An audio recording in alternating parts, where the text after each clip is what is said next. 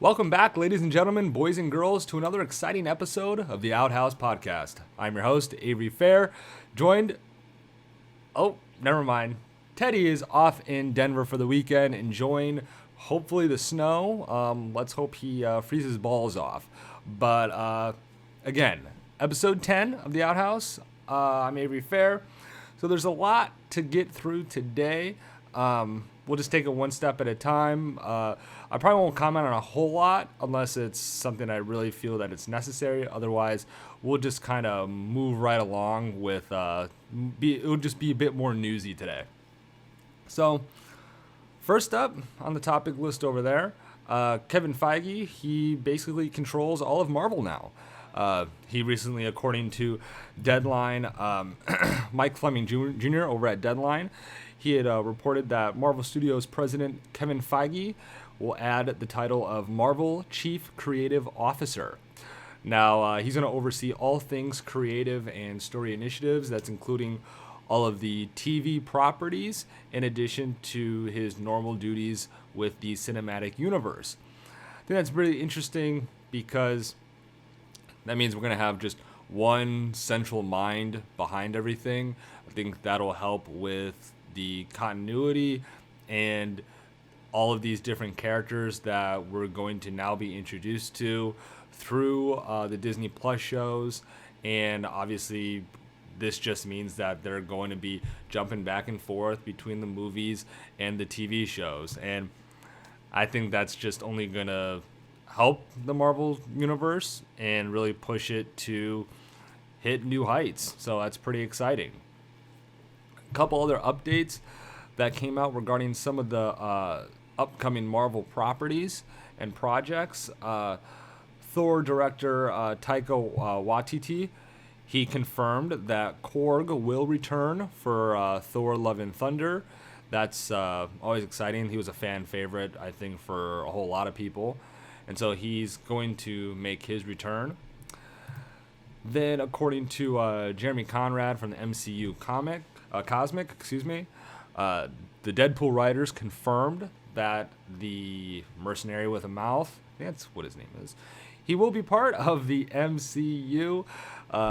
It was reported, I think, through the last week or so that the Disney head executive Bob Iger, he had commented regarding Deadpool and the fact that he is rated R. How is that going to translate to the MCU? And when Disney bought Fox, he reiterated that Deadpool and its rated R will be safe.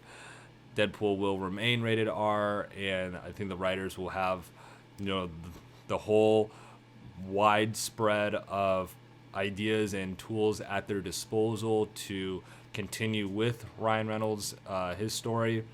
And I believe that we could possibly see something where maybe Deadpool doesn't make his way into the MCU in the conventional sense like the other characters.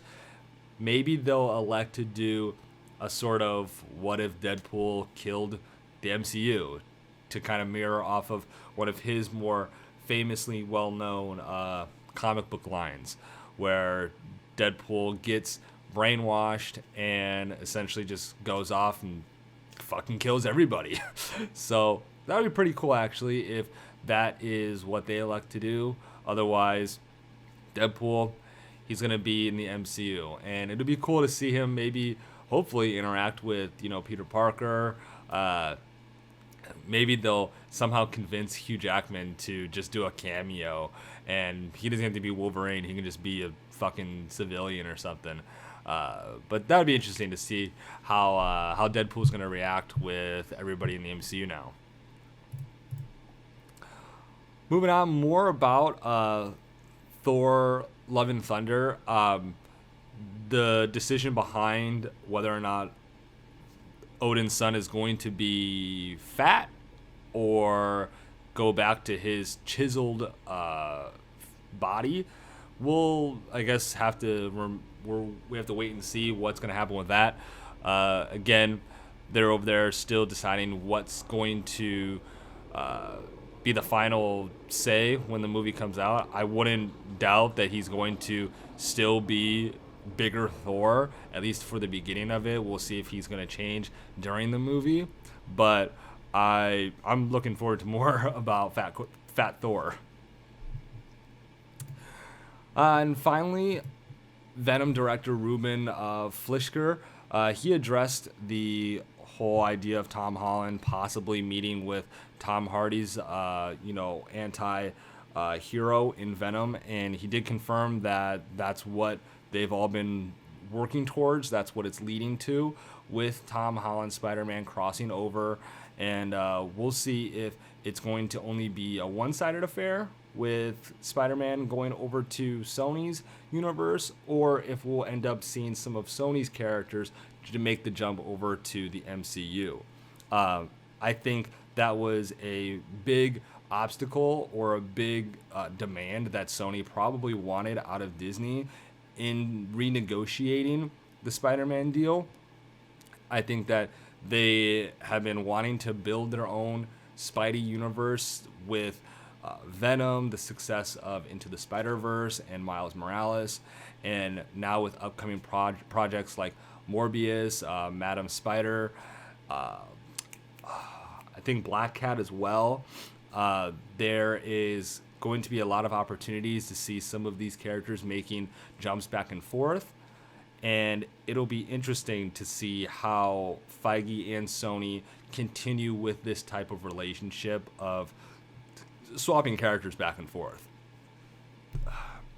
But hey, with Venom 2 introducing Carnage now, it's going to be, shit's going to hit the fan, obviously, and it's going to be very, very interesting to see how the end of that movie is going to shape up, plus what's going on with Peter Parker at the end of Far From Home, with his identity now being outed with the Daily Bugle. And so there's a lot of moving parts in all of this. Another piece of Marvel news, it has been confirmed that Wong will be coming back in Doctor Strange, Multiverse of Madness. So everyone's favorite, sorcerer, he's still going to be there. And again, I'm stoked. I loved Wong and all of his little appearances throughout Doctor Strange and Infinity War, and I think he absolutely deserves to reprise that role. And again, in the previous episode, maybe like 5 or 6, when we were talking about all the new MCU movies, the Doctor Strange one is up there as probably my number one, tied with Thor 4 as my most anticipated movie. So I'm really looking forward to that. All right. I think that just about does it with all of the Marvel news. How about we jump over to the DC side? So it has been reported from the Hollywood Reporter,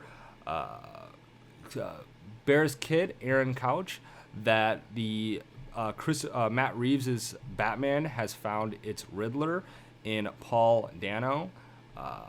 Dano, he, at least for me, I just remember him from The Girl Next Door. Let's see, he was also in 12 Years a Slave,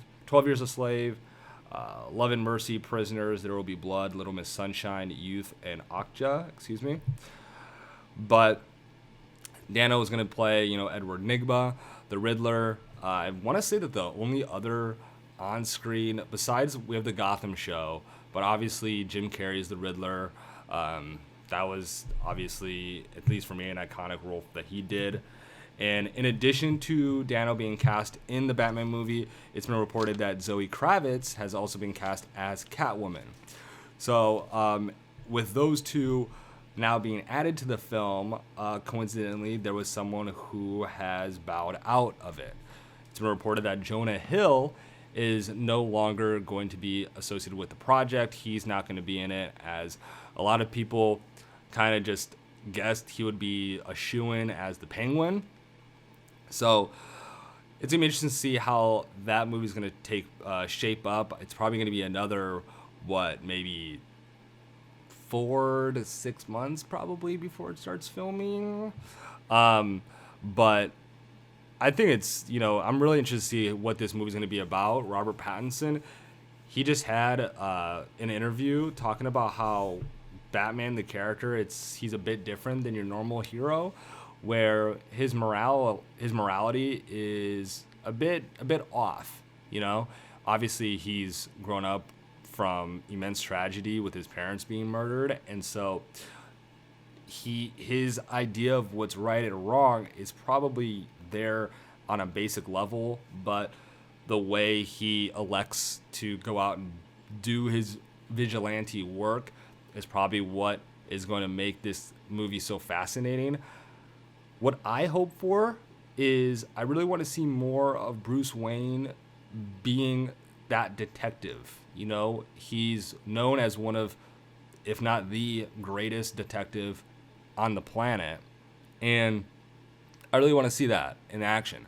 I don't really care about him, you know, beating the shit out of people, using his bat toys, the Batmobile, you know, things like that. Yes, that's all great to see. I love it just like any other person.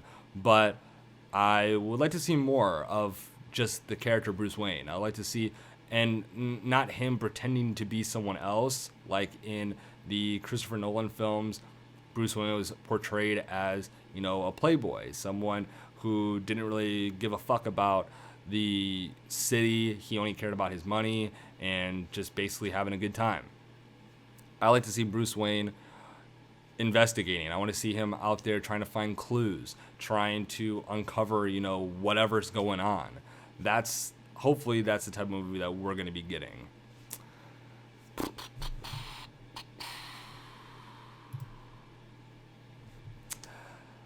How about we shift on over to the gaming side? Unless you've been living under a rock, Fortnite went under some drastic changes.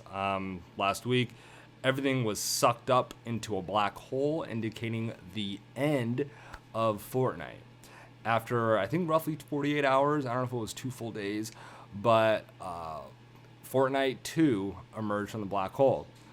It is a brand new map. However, there are still places that are still named from the other Fortnite map, like Pleasant Park, Retail Row, things like that. But some of the most notable changes, and this is coming from Polygon, Austin Goslin, some of the changes here, the new map has water that you can swim in and drive boats on. You cannot drive under the water, but the boats do work on land. And I believe that the boats are the only form of mobility item in the game now. They've removed the golf carts, they've removed even launch pads from it. Obviously the rifts are gone. So it's more of a trip back to the very early seasons of Fortnite, where it's just about running around the map. And hopefully you don't get fucked by the storm and you have to just run forever. So I think that's pretty cool, good for them to kind of go back to the basics, let people explore the map a little bit more, and most likely down the line they'll start re-adding some of these items back into the game, most notably, most likely, launch pads. Let's see, a new mechanic: you can now hide in small spaces. I was playing just the other day, and you can jump into a dumpster.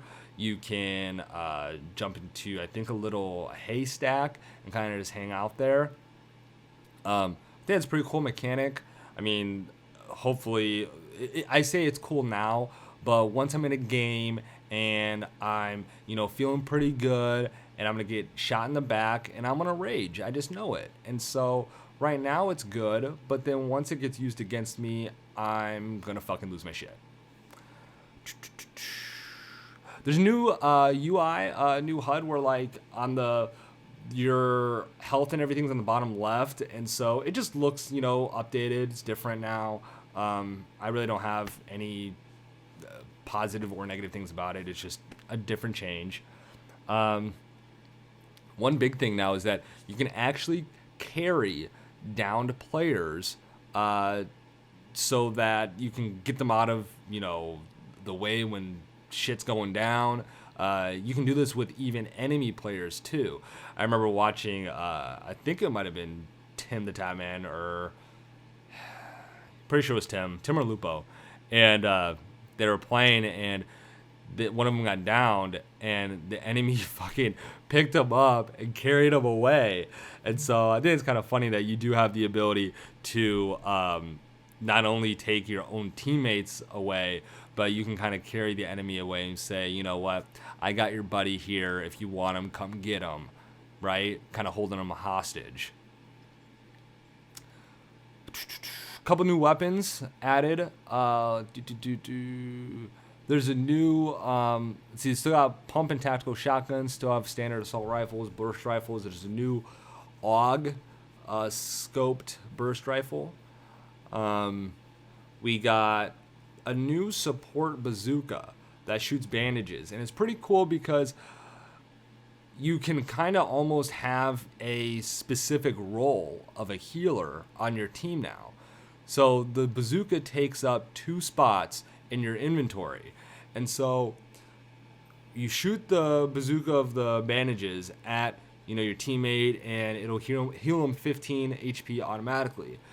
I haven't used it yet, but I did hear secondhand off of, again, I want to say Lupo stream, that it has 5 shots and it'll replenish itself. And so if that's the case, that's a pretty OP item, which will also make sense why it takes up 2 spots in your inventory. So I think that's pretty cool. You can start strategizing more in game, whether or not, I think it'll most likely come more into effect in squads, so that, you got one person, hey, you hold the bazooka, you have these shields here, so that everyone can stock up on whatever weapons they need.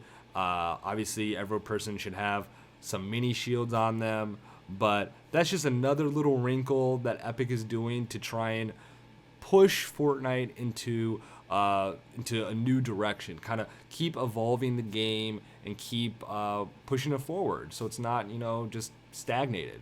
And I think we can all appreciate that.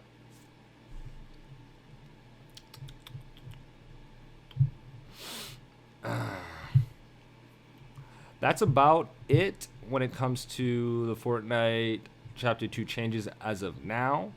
Obviously, the Battle Pass is out. I scooped that shit up real fast. But, excuse me. That's about it for Fortnite. Now, moving on to the rapid roundup. Blah, blah, blah. Like I said at the beginning, there's a lot of just random ass news. And so I'm going to start just pumping them out real quick. Google Stadia, the release date has been announced. This is from IGN by Adam Bankhurst. It's been revealed during Made by Google 19 that the release date will be November 19th, 2019. If you pre-ordered the Google Stadia Founders Edition, you will be able to play titles such as Red Dead Redemption 2, Mortal Kombat 11 on your TV, laptop, desktop, and certain phones and tablets on November 19th at 9 a.m. Pacific time. So I know Teddy, he was one of the ones that elected to pre-order the Founders Edition. You got to make sure that no one took his Ralph 812 name. I'm pretty sure I'm not going to get the Stadia just because I wouldn't utilize it that much. But hopefully when it comes out, Teddy plays it. We'll be sure to get you guys a detailed review on that. Again, from IGN's Adam Bankhurst, Star Wars Jedi Fallen Order will not have fast travel. During a hands-on event featuring the first few hours of Fallen Order, USGamer.com noticed that fast travel was not an option while exploring one of the early planets, Zepho. Instead, players must traverse back to their ship, the Mantis, before leaving and flying back out into space. So, I don't really mind not having fast travel as long as the game progresses in a quick enough manner where it doesn't feel as though I have to just slog through trying to get from point A to point B. I wasn't that big into Red Dead 2, and one of the main reasons was that the world is just so massive, and I'm not the type of person that wanted to explore so much of the Western Front like that. I hope that things are going to be different because I would rather explore, outer space than kind of the old outdoors, just because it might be a bit more exciting and things out there instead of just roaming by some cactus. So I think it's kind of cool. It's different that they're not doing that, and it'll be interesting to see how that really pans out for them in the long run.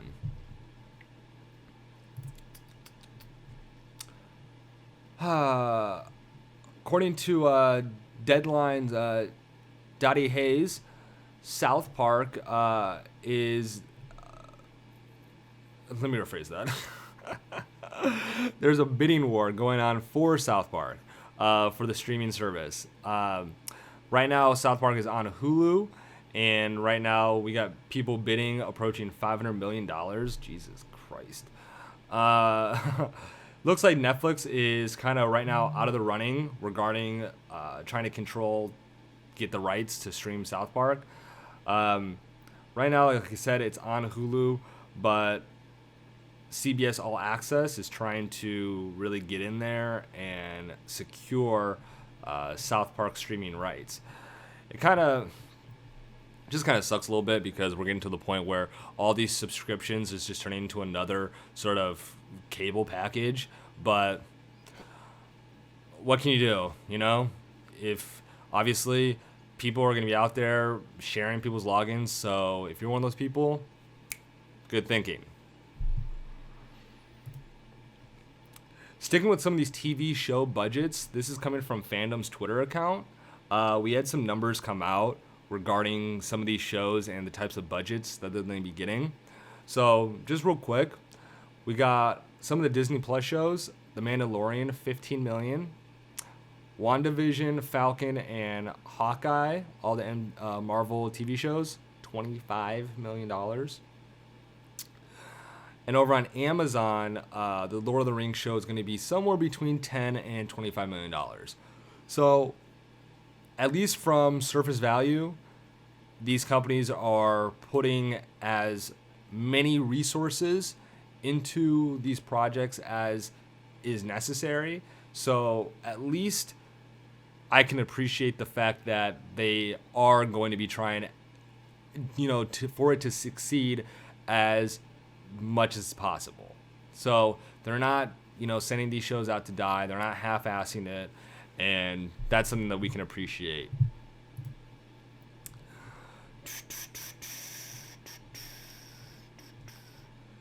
One final thing I forgot to mention before with all the Marvel news. Ant-Man 3 has been confirmed that Marvel Studios is developing a third Ant-Man film. They are eyeing to get that started filming in summer of 2021, and that is coming from Podcast Murphy and Discussing Film Twitter account. So I love Ant-Man. I love Paul Rudd. Teddy's a piece of shit. Hasn't seen Ant-Man 2. Go flame him.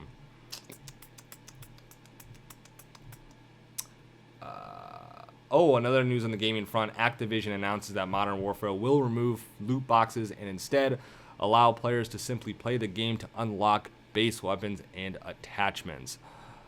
That is one of the best news I've heard because loot boxes are stupid. That's it. That's all I have. They're stupid.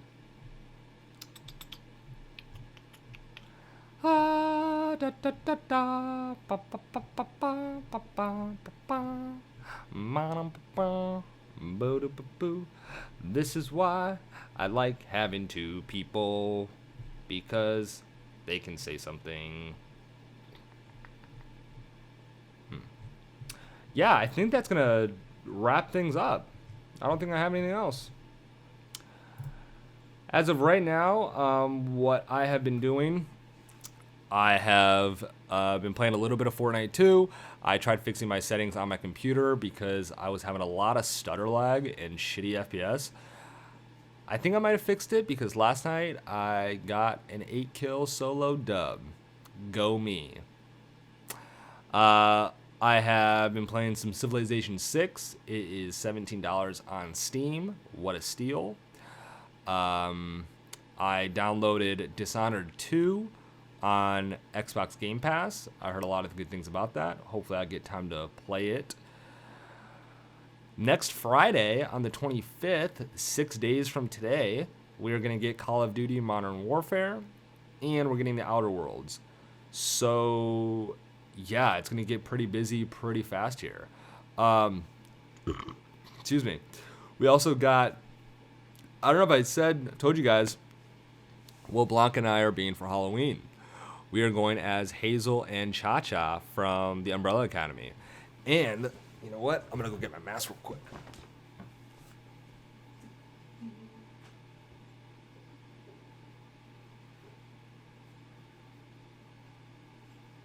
See? How's that, huh? Can you hear me? So yeah, pretty stoked about that.